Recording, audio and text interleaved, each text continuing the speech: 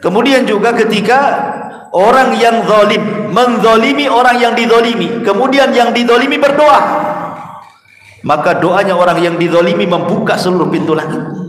Hati-hati, karena doa orang yang dizalimi tidak ada perantara dia dengan Allah Subhanahu wa taala, langsung diijabah oleh Allah Azza wa Jalla walaupun dia seorang kafir. Assalamualaikum warahmatullahi wabarakatuh.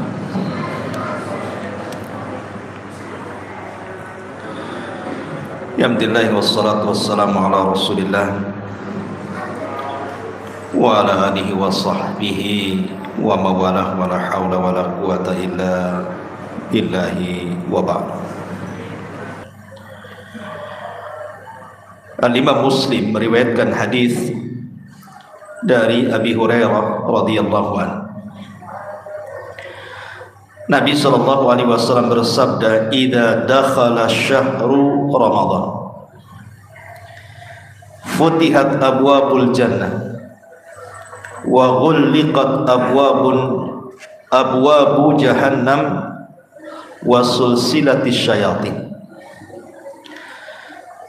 Apabila masuk bulan Ramadan, maka akan dibukakan padanya pintu-pintu sorga, ditutup padanya pintu-pintu jahanam, dan setan-setan akan dibelenggu. Dalam riwayat yang lain yang dikeluarkan Imam Ahmad dalam musnadnya dan juga An-Nasa'i dalam sunannya, masih dari hadis Abi Hurairah radhiyallahu anhu, "Atakum syahru Ramadan, syahrun mubarakun, faradallahu alaikum siyamahu, tuftahu fihi abwabul jannah wa tughlaqu fihi abwabul jahim wa tughallu fihi maradatus syayatin. Fihi lailatun hiya khairun min alfi syahrin, man haruma khairaha faqad hurim." Telah datang kepada kalian bulan Ramadan, bulan yang penuh berkah. Allah wajibkan kepada kalian berpuasa, dibuka padanya pintu-pintu sorga, ditutup padanya pintu-pintu jahim, dan dibelenggu padanya maradatus syayatin, setan-setan yang jahat. Di dalamnya ada malam Lailatul Qadar, malam yang lebih baik dibandingkan 1000 bulan. Siapapun yang diharamkan mendapatkan kebaikannya, maka selamanya dia tidak akan mendapatkannya. Dan dalam riwayat yang lain yang dikeluarkan Imam Tirmidzi dan juga Al-Imam Al-Baihaqi, Ibnu Hibban dan Hakim, masih dari hadis Abi Hurairah radhiyallahu anhu, Nabi mengatakan, "Idza kana awwalu lailatin min syahri Ramadan, suffidatis syayatin wa maradatul jin wa ghulliqat abwabun nar falam yuftah minha babun wa futihat abwabul jannah falam yughlaq minha babun wa yunadi munadin kulla lailatin ya baghil khair aqbil wa ya baghis syarri aqsir walillahi utaqa'u minan nar wa dzalika kulla lailatin."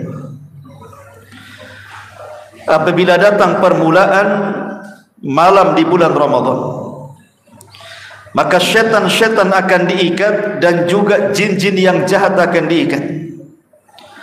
Ditutup padanya pintu-pintu neraka dan tidak akan dibuka selamanya, selama Ramadan. Dibuka padanya pintu-pintu sorga dan tidak akan dibuka selama Ramadan, dan tidak akan ditutup selama Ramadan. Dan akan didatangkan penyeru pada setiap malam di bulan Ramadan, "Wahai orang yang mencari kebaikan, kemari. Wahai orang yang mencari keburukan, menjauhlah." Dan Allah Subhanahu wa ta'ala memerdekakan hamba-hambanya dari api neraka, dan itu setiap malam di bulan Ramadan. Inilah 3 hadis yang kita akan bahas di malam hari ini. Ma'asyiral muslimin yang dimuliakan Allah Azza wa Jalla, Dari 3 hadis ini kita bisa simpulkan bahwa ada peristiwa besar di bulan Ramadan itu yang merubah alam semuanya, baik alam nyata ataupun alam gaib. Pertama, bulan Ramadan akan merubah semua tatanan alam syaitan dan jin. Salah satunya adalah Rasul sallallahu alaihi wasallam mengatakan sulsilatis syayatin, setan akan dibelenggu.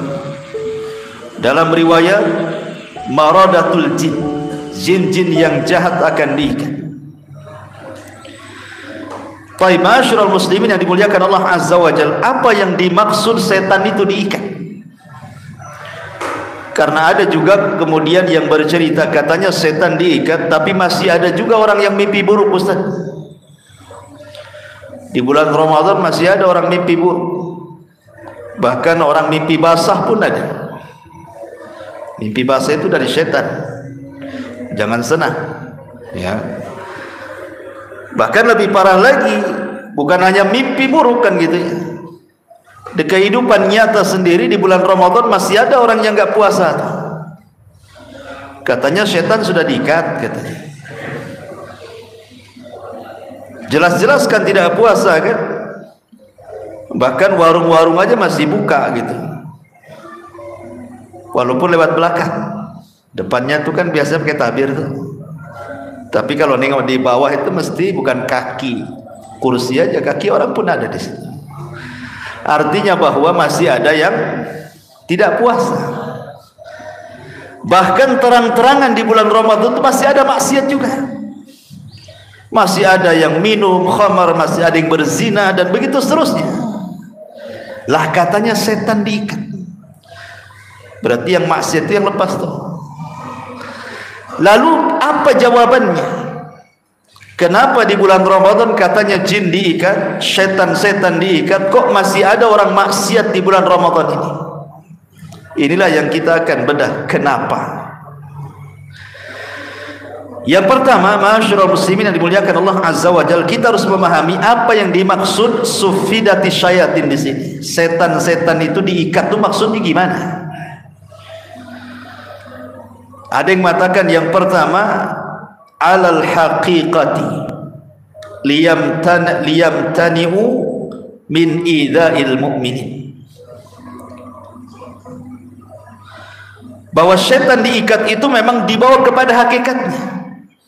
Betul-betul mereka diikat dengan belenggu agar mereka terhalang untuk menyakiti orang-orang yang beriman.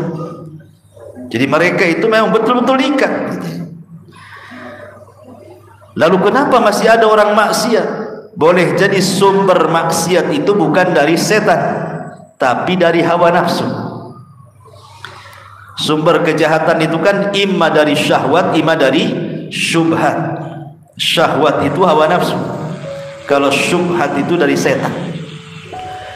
Setan diikat, tapi hawa nafsu kan tidak diikat. Boleh jadi sumbernya dari hawa nafsu. Ini satu pendapat.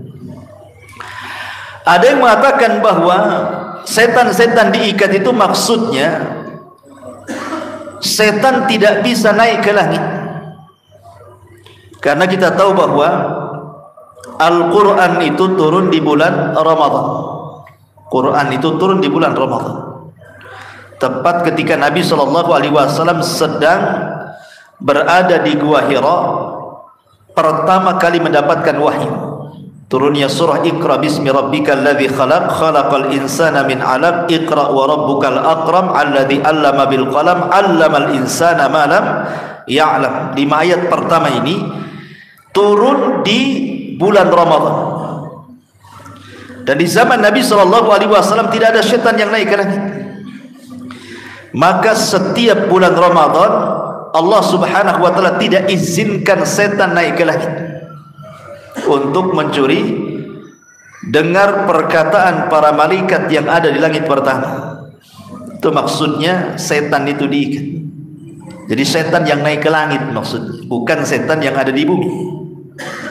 Ini pendapat yang kedua. Pendapat yang ketiga, maksud setan diikat itu bukan sebenarnya, bukan setan itu betul-betul diborgol secara hakikatnya, tidak. Tapi Nabi SAW hendak menarik makna majaz, makna yang bukan hakikatnya. Maksudnya setan diikat itu maksudnya isyaratun ila kathratis thawabi wal afi. Maksudnya di sini karena Ramadan itu banyak pahala yang akan didapat orang-orang yang beriman, dan orang mudah memaafkan di bulan Ramadan, maka gerak rangkah setan itu terbatas. Karena kita tahu bahwa orang yang paling ibadah, yang paling banyak itu di Ramadan dibandingkan di luar Ramadan. Contoh, masjid. Orang yang memakmurkan masjid di bulan Ramadan itu lebih banyak dibandingkan di luar Ramadan. Apalagi di awal-awal Ramadan tidak ada satu masjid kecuali penuh. Nggak ada tuh, sampai tempat sandal jadi tempat tarawih tuh. Sampai pakai terpal pula di belakang tuh, saking banyaknya gitu. Tapi hanya seminggu saja. Nanti minggu keduanya maju safnya itu. Minggu ketiga makin maju. Minggu keempat pindah ke mall persiapan lebaran.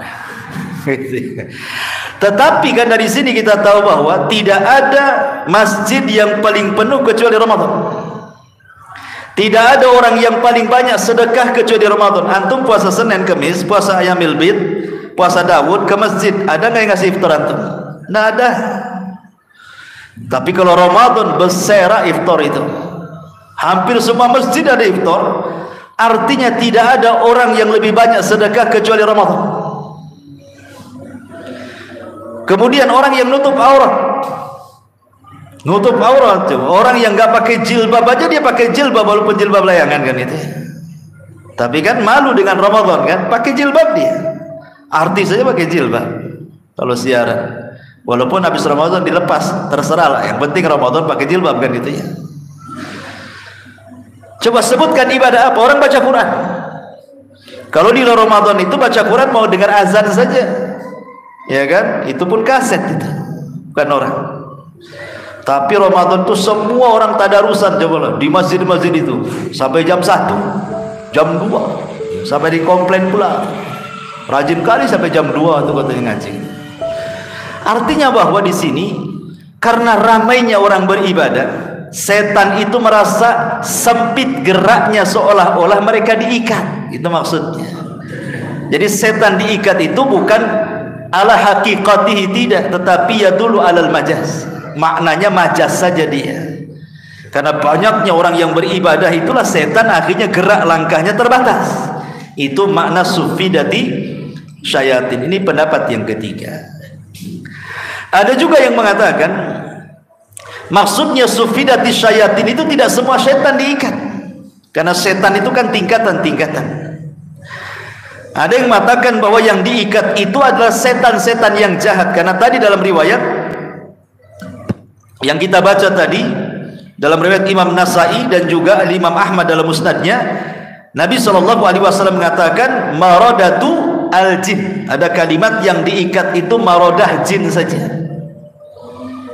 Kan jin itu bertingkat-tingkat. Menurut ahli kalam itu yang paling tinggi iblis, di bawahnya ifrit, di bawahnya marodah, jin yang paling jahat, di bawahnya lagi al-arwah, jin yang suka ganggu anak-anak, di bawahnya lagi al-jin, di bawahnya lagi syaitan kan itu. Jadi ada tingkat-tingkatannya lah. Yang paling jahat dari jin itu disebut marodah. Itu kalau menggoda sampai tingkat kufur, musyrik gitu. Lah itulah setan-setan yang paling jahat itu yang paling diikat, marodahnya saja. Tapi kerocok-kerocoknya ya masih ada. Ya. Setan bawahannya itu ya masih berkeliling-keliling itu. Termasuk setan yang ada pada antum. Karena setiap manusia itu punya korin. Ya, setiap manusia itu punya korin, baik korin dari kalangan jin atau korin dari kalangan malaikat. Lah jin korin yang ada pada badan kita nggak diikat. Yang diikat itu jin yang paling jahat saja. Makanya memungkinkan masih ngasih was-was.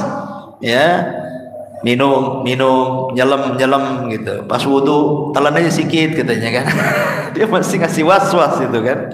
Nah, jadi Yang diikat itu maksudnya maradatus syayatin. Ini juga penafsiran para ulama. Ada juga yang dimaksud maradatu, diikatnya setan itu artinya karena orang yang berpuasa itu bawaannya lapar. Orang yang berpuasa itu bawaannya lapar dan bawaannya lemas, sehingga jalan darahnya kurang lancar. Dan setan itu masuk ke jalan darah manusia, setan itu masuk kepada manusia itu lewat jalan darah. Sebagaimana Nabi SAW mengatakan, inna syaitan yajri majra nabi ibni Adam. Setan itu masuk dari jalan darah anak Adam. Lah ketika kemudian seseorang berpuasa sehingga melemah, sehingga setan itu tidak bisa menguasai hawa nafsu anak Adam yang sedang berpuasa. Karena puasa itu bisa mengalahkan banyak syahwat pada dirinya. Dan puncak daripada syahwat itu ada 5 kan gitu ya. Pertama, fudulul kalam, banyak ngomong. Yang kedua, fudulul ta'am, banyak makan dan minum. Kemudian yang ketiga, fudul an-naum, banyak tidur. Kemudian yang keempat, fudul al-mukhalatatun nas, mukhalatatun nas, banyak jalan ke sana kemari bersama manusia. Dan yang terakhir, syahwatul faraj, syahwat kemaluan. Lah, dengan puasa itu bisa dikalahkan, sehingga setan itu yang masuk lewat jalan darah tidak bisa memberikan was-was lagi kepada kita. Pertama, fudulul kalam, orang puasa itu malas ngomong. Kalau banyak ngomong haus, nanti minum pula kan itu. Tapi kalau nggak puasa, sariawan-sariawannya ngobrol dia. Padahal lagi sarawan tuh. Kalau Ramadan malas ngomong. Kalau banyak ngomong kan haus. Ya. Kemudian banyak tidur. Bagi yang normal tidurnya. Kalau malamnya sengaja nggak tidur, ya habislah balas dendam. Siangnya tidur. Maksudnya bagi yang normal kan. Kalau malamnya tidur benar, siangnya lapar, susah tidur. Ya. Kemudian banyak makan dan minum. Puasa tidak mungkin makan minum. Ya.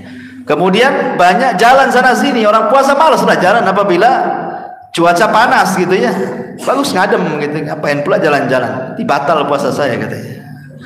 Ataupun syahwat kemaluan pun berkurang. Makanya Rasul mengatakan kalau tidak bisa kawin puasa. Nah, gitu ya. Lah karena 5 syahwat ini terkalahkan dengan puasa, setan itu merasa terikat di situ. Tak bisa dia mengalahkan manusia itu. Karena puasa itu bisa menundukkan 5 syahwat tadi. Itulah maknanya sufidati syayatin, setan itu dibelenggu. Ada juga yang mentafsirkan seperti itu. Ya. Ma'asyiral muslimin yang dimuliakan Allah Subhanahu wa taala.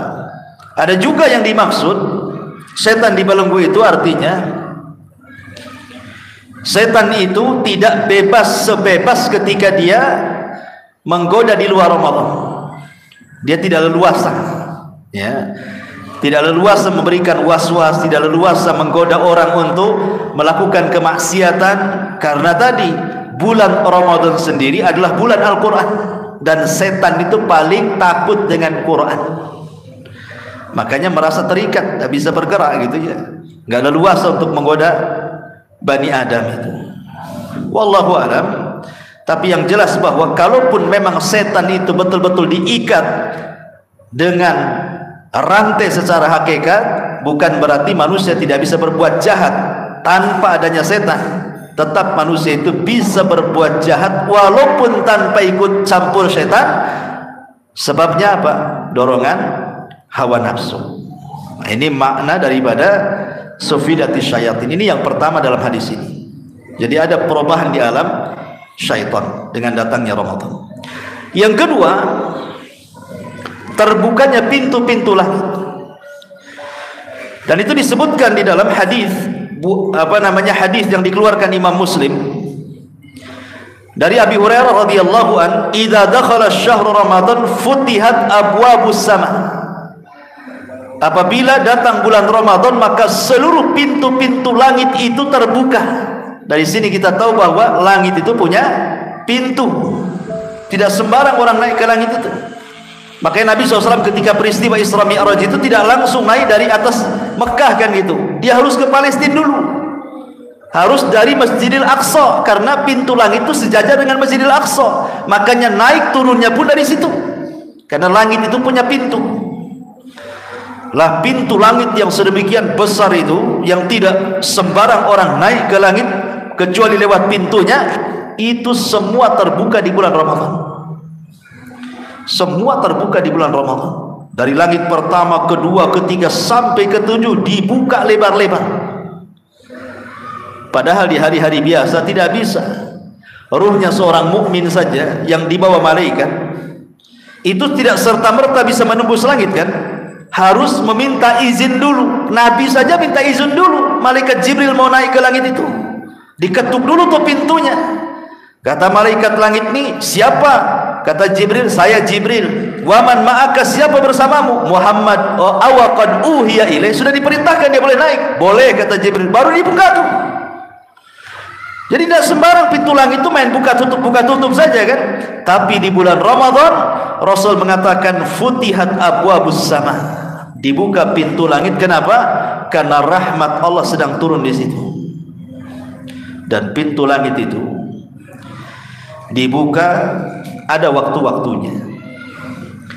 Pertama waktu qabla az-zuhri, sebelum zuhur sampai zawal. Artinya selama pelaksanaan salat zuhur itu dibuka. Kemudian juga waktu azan.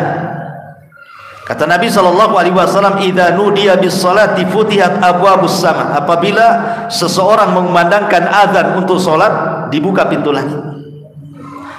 Kemudian juga ketika pertengahan malam sampai ke sepertiga malam, karena Allah turun dari langit, kemudian turun dari langit ke langit dunia, kemudian menawarkan kekuasaannya. Siapa yang minta aku kasih, siapa yang berdoa aku kabulkan, siapa yang minta ampun aku ampuni. Kemudian juga ketika orang yang zalim menzalimi orang yang dizalimi, kemudian yang dizalimi berdoa, maka doanya orang yang dizalimi membuka seluruh pintu langit. Hati-hati, karena doa orang yang dizalimi tidak ada perantara dia dengan Allah Subhanahu wa taala, langsung diijabah oleh Allah Azza wa Jalla, walaupun dia seorang kafir. Yang dizalimi itu walaupun orang kafir. Kalau orang kafir yang dizalimi ini kemudian berdoa kepada Allah, maka Allah akan kabulkan doanya. Bukan karena Allah cinta dengan orang kafir, tidak, tetapi Allah tidak suka dengan kezaliman dan Allah suka dengan keadilan. Makanya dia tetap mengabulkan orang yang dizalimi walaupun dia kafir. Apalagi muslim yang dizalimi, hati-hati. Kemudian juga ketika menunggu sholat, itu juga seseorang ketika dia berdoa akan melesat, karena menunggu sholat juga menjadikan pintu-pintu langit itu terbuka. Dan yang paling luar biasa adalah ketika bulan Ramadan itu 1 bulan pintu langit itu dibuka. Bayangkan, artinya Ramadan itu merubah tatanan langit. Dirubah dengan datangnya Ramadan, semua pintu-pintunya dibuka. Ini yang kedua. Yang ketiga, bahwa datangnya Ramadan itu terbukanya seluruh pintu surga. Yang kalau di luar Ramadan itu ditutup tuh pintu-pintu itu. Dan itu berdasarkan hadis Muslim yang tadi saya baca dari Abi Hurairah radhiyallahu an, idza dakhala syahrul Ramadan futihat abwabul jannah. Pintu-pintu surga itu dibuka. Dan pintu surga itu ada 8. Pertama babus shalah, pintu salat. Yang kedua babul jihad, pintu jihad. Yang ketiga babus siam, pintu puasa atau disebut dengan raya. Yang keempat babus sadaqah, pintu sadaqah. Yang kelima babul haj, pintunya orang haji. Yang keenam babul walid, pintunya orang tua yang suka birrul walidain.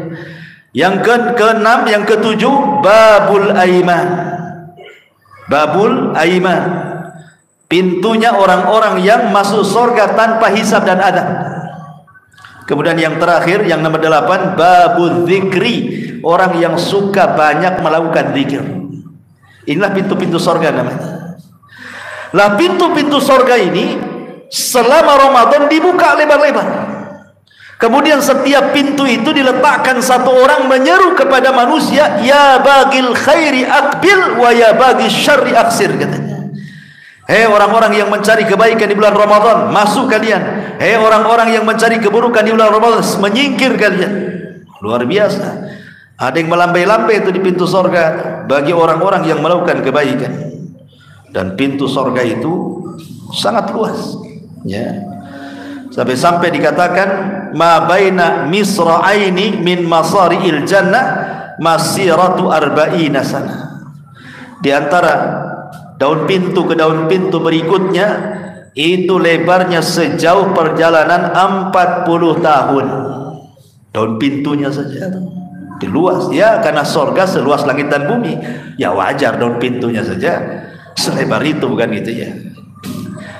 Kemudian juga pintu sorga terkadang juga dibuka nanti pada hari kiamat sebelum orang masuk sorga, sebagai kemuliaan atau pemuliaan kepada orang-orang yang akan masuk ke dalamnya.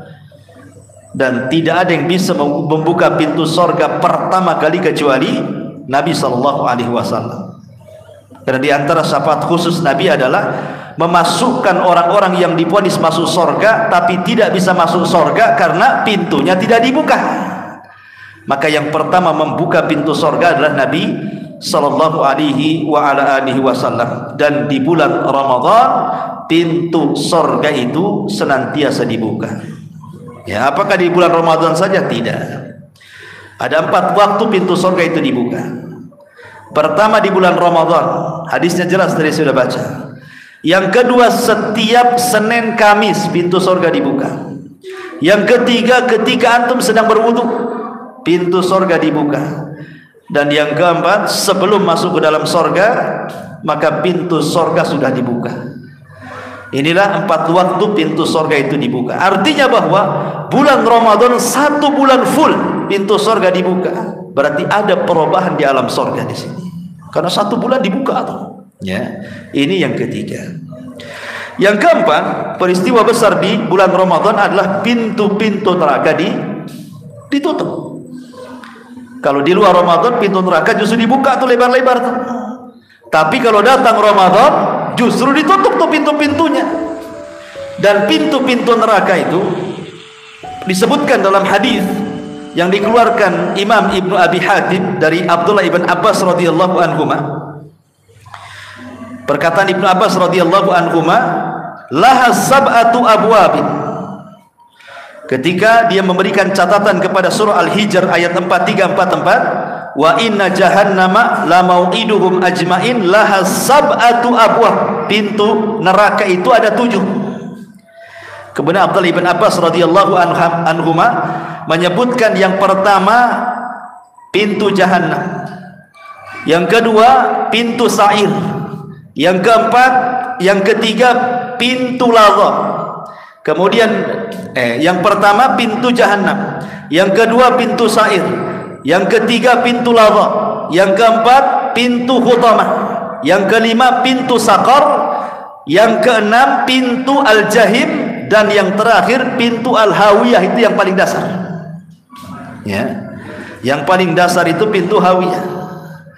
Adapun tingkatan-tingkatan sorga itu yang paling dalam siapa? Orang munafik. Neraka yang paling dalam itu diperuntukkan untuk orang-orang munafik. Karena Allah yang mengatakan innal munafiqina fi darkil asfali minan nar. Orang-orang munafik itu diletakkan di intip neraka yang paling dasar. Berarti neraka yang paling dalam itu siapa? Munafik. Kemudian naik sedikit untuk orang-orang yang murtad. Setelah orang munafik, di atasnya baru orang-orang yang murtad, orang yang masuk Islam kemudian murtad. Itu di atas munafik itu. Kemudian di atas orang-orang murtad, orang-orang musyrik, orang-orang penyembah berhala, orang musyrik. Kemudian di atas musyrik ini orang kafir asli, seperti ahli kitab, Yahudi, Nasrani.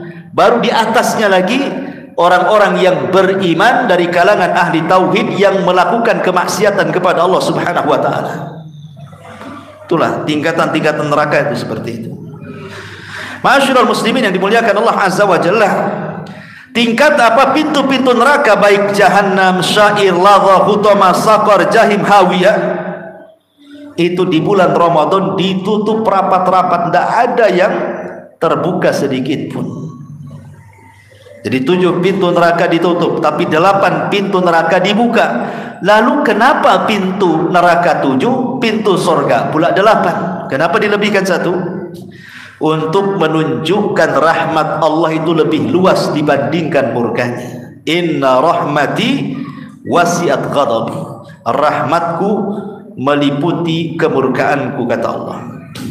Ini yang keempat. Peristiwa yang keempat yang luar biasa di bulan Ramadan, merubah tatanan alam neraka. Yang tadinya pintunya selama setahun dibuka, tiba-tiba ditutup 1 bulan. Coba bayangkan, Ramadan merubah alam jin, alam syaitan. Ramadan merubah tatanan alam langit. Ramadan merubah tatanan alam surga. Ramadan merubah tatanan alam neraka. Dan Ramadan merubah alam para malaikat. Alam para malaikat dirubah dengan Ramadan. Ketika Allah Subhanahu wa taala berfirman, "Inna anzalnahu fi lailatul qadar." Sesungguhnya kami turunkan Al-Quran di malam Lailatul Qadar. Maksudnya turun dari Lauhil Mahfud ke Baitul Uzzah. Itu malam Lailatul Qadar itu. Dan juga ayat yang pertama kali turun kepada Rasul, suratul Alaq ayat 1-5, itu di bulan Ramadan.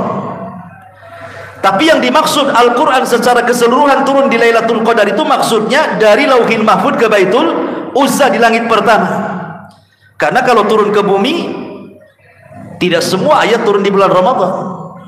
Karena ayat itu kan, Quran itu diturunkan ayat per ayat kepada Nabi selama 23 tahun. Tapi surat yang pertama kali turun di bulan Ramadan, suratul Alaq, ketika Rasul berada di Gua Hira.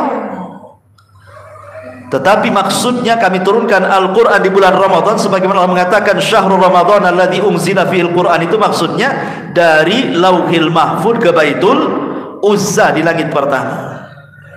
Inna anzalnahu fi lailatul qadar wa ma adraka ma lailatul qadar. Tahukah kamu apa malam Lailatul Qadar itu? Lailatul Qadri khairu min alfi syahrin. 1 malam lebih baik daripada 1000 bulan. Kemudian Allah mengatakan tanazzalul malaikatu waruh. Para malaikat turun dipimpin Jibril. Al-Imam Ibnu Katsir dalam tafsirnya Ibnu Katsir, beliau membawakan satu riwayat bahwa malaikat yang turun di malam Lailatul Qadar itu dari langit itu aktsaruhum min adadil hasai fil ardi. Jumlah mereka sejumlah kerikil yang ada di bumi. Siapa yang bisa ngitung kerikil 1 lori saja?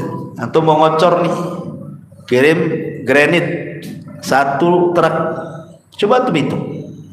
Bisa tuh ngitung 1 truk itu granit, batu granit? Nggak ada yang bisa ngitung. Ngapain juga dihitung, orang kerjaan aja. Ya. Siapa yang bisa ngitung granit 1 truk? Ini 1 bumi. Kata Imam Ibnu Katsir, malaikat yang turun dari langit di malam Lailatul Qadar itu lebih banyak jumlahnya dibandingkan kerikil yang ada di permukaan bumi. Itu berapa jumlah malaikat itu? Makanya sebagian para ulama ketika mentafsirkan apa makna Lailatul Qadar itu, kenapa disebut Qadar? Qadar itu artinya diambil dari kata sempit. Sebagaimana Allah mengatakan, barang siapa yang disempitkan rizkinya maka berinfak. Ya, faman qudira alaihi rizqu. Barang siapa yang qudira, disempitkan rizkinya, falyunfik, berinfaklah. Berarti qudira di sini maknanya sempit. Berarti Lailatul Qadri artinya malam yang sempit. Kenapa malam itu disebut malam sempit? Karena berdesak-desakannya para malaikat sehingga jadi sempit. Maka disebut malam Lailatul Qadar. Bayangkan coba, di bulan Ramadan tepat pada 1 malam di 10 akhir Ramadan, tepat di tanggal-tanggal ganjil, bisa merubah tatanan alam malaikat. Coba, malaikat turun semua ke bumi sampai bumi sempit saking banyaknya malaikat itu. Sampai kapan? Hiya hatta matla'il fajr, sampai terbit fajar, baru mereka naik lagi.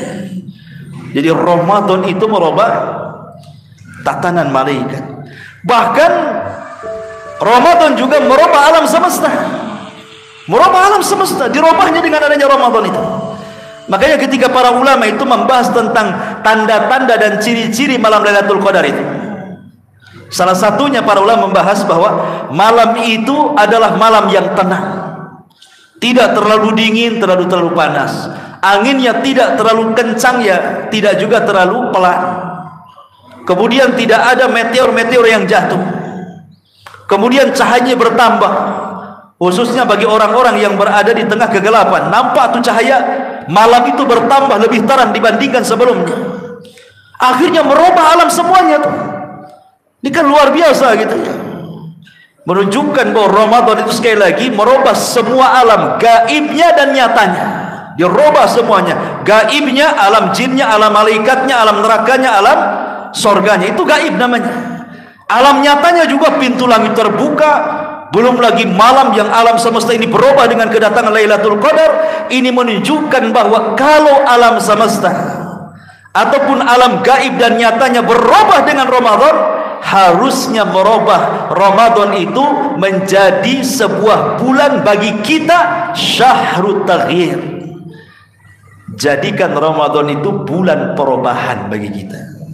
Alam semesta saya bisa berubah, surga neraka saja bisa berubah, malaikat alam jin saja bisa berubah. Masa kita tidak bisa berubah?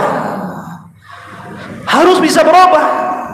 Maka jadikan Ramadan fursah untuk apa? Syahrut taghyir, untuk dijadikan bulan dalam rangka perubahan. Berubah ini kesempatan. Karena seseorang berubah di bulan Ramadan itu lebih mudah dibandingkan berubah di luar Ramadan. Contoh, orang yang nggak pernah salat di luar Ramadan, itu masuk Ramadan ikut taraweh dia, walaupun sholat wajib kagak, tapi taraweh datang dia, ya kan? Di luar Ramadan tidak sholat, tidak pernah sholat, lewat samping masjid aja enggak. Tapi kalau taraweh paling depan dia, paling kenceng aminnya aman katanya. Walaupun tarawehnya, boleh jadi ini awal perubahan, tidak apa-apa lah dari taraweh dulu kan. Orang yang tidak pernah sholat di luar Ramadan loh ya, masuk Ramadan puasa dia. Padahal tidak pernah sholat dia, tapi dia puasa. Kalau ditanya sholat kagak puasa, iya. Janganlah numpuk kali utangku Ustaz, udah tak sholat tak puasa katanya. Puasa juga laku katanya. Bahkan lebih hebat lagi orang yang tidak sholat dia puasa. Kalau dekat-dekat maghrib itu disediakan kurma. Ini sunnah Nabi katanya. Kalau sunnah Nabi dia tanya, korma. Sebelum buka itu minta korma dulu. Harus 3 butir kata Pak Ustadz, itu sunnahnya. Masih sempat tanya 3 butir dia. Padahal nggak sholat tuh. Ya. Kemudian betul-betul telinganya dekat-dekatkan tuh sama radio itu. Udah azan belum? Udah azan sebelum? Coba bayangkan di luar Ramadan tidak pernah telinganya dipekak-pekakan dengan azan. Tapi Ramadan kalau sudah maghrib telinga itu azan kan, azan. Dia sempat-sempatnya dia ingin tahu suara azan. Bukan untuk sholat, untuk buka. Biar cepat bukanya. Kalau bisa itu, kalau zaman dulu kan banyak tuh acara-acara televisi itu. Kan di lain daerah kan beda tuh azannya. Sibuk dia ambil remote tuh, mana channel yang paling cepat azannya. Ya.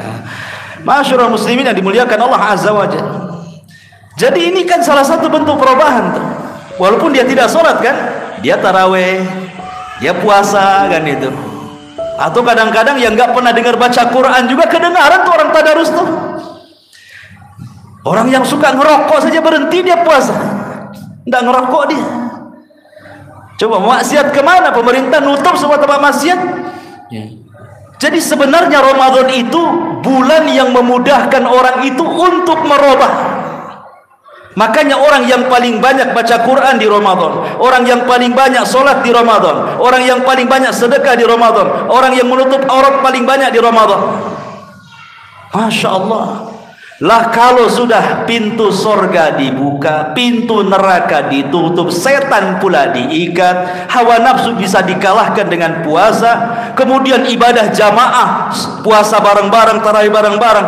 Kalau itu tidak merubah kita, mak keterlaluan itu. Sudah azan ya? Ya udahlah, udah azan. Ya. Subhanallahi bihamdika, asyhadu an la ilaha illa anta, astaghfiruka wa atubu ilaik. Allahu ta'ala. Assalamualaikum warahmatullahi wabarakatuh.